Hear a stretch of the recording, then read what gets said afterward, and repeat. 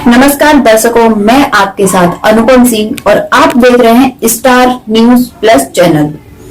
और आइए अब हम नजर डालते हैं आज की कुछ खास और मुख्य खबरों की ओर। खबर मध्य प्रदेश के उज्जैन से। भारत पर संत महात्माओं की दया है, इसलिए रोग फैलने पर भी दूसरे देशों की अपेक्षा मृत्यु संख्या कम है। मौजूदा संतों की बातों को न मानोगे तो जो धार्मिक ग्रंथ महजबी किताबों के में पहले के संत लिख कर गए उसे पढ़ो, मानो। गऊ का मूत्र, गोबर गऊ के पास रहना, उन्हें रखना लोगों के लिए बहुत फायदेमंद होगा। उनकी सेवा रक्षा करो, आगे बहुत जरूरत पड़ेगी।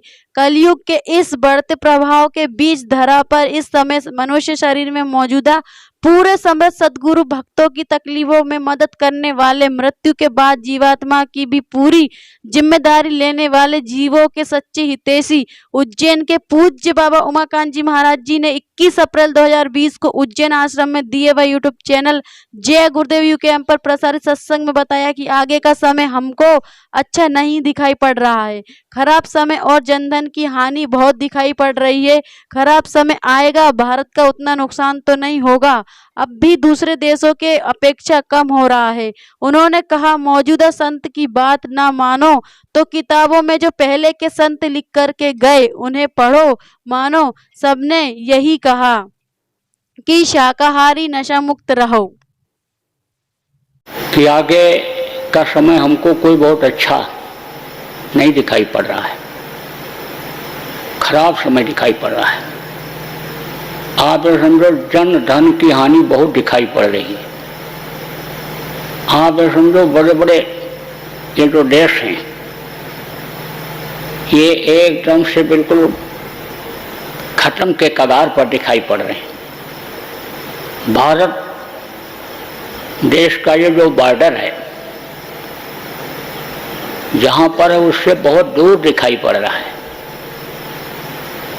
कुल मिलाकर के समझो कि पूरे विश्व की आबादी कम होगी। आप ये समझो कि खराब समय आएगा। भारत का उतना नुकसान तो नहीं होगा, अब भी दूसरे देशों की अपेक्षा कम हो रहा है।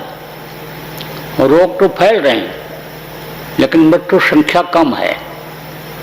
दूसरे देशों में रोग की अपेक्षा मृत्यु संख्या ज़्यादा है। भारत के ऊपर दया तो है, संत महात्माओं की दया है, लेकिन ये जब बातों को पकड़ें, आप ये समझो जब मौजूदा संत की बात न मानो तो किताबों में जो संत आए लिख करके गए, चाहे वो मजहबी किताब रही हो, चाहे वो हिंदू धर्म के ग्रंथ रहे हों, उनको पढ़ो, उनको समझो, उन्हीं बातों को मान लो। सब लोगों ने कहा शाकाहारी रहो, सब लोगों ने कहा नशा मुक्त रहो, सब लोगों ने कहा जीवों पर दया करो।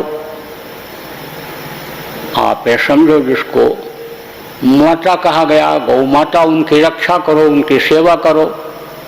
आप ये समझो गौ की आगे बहुत ज़रूरत पड़ेगी।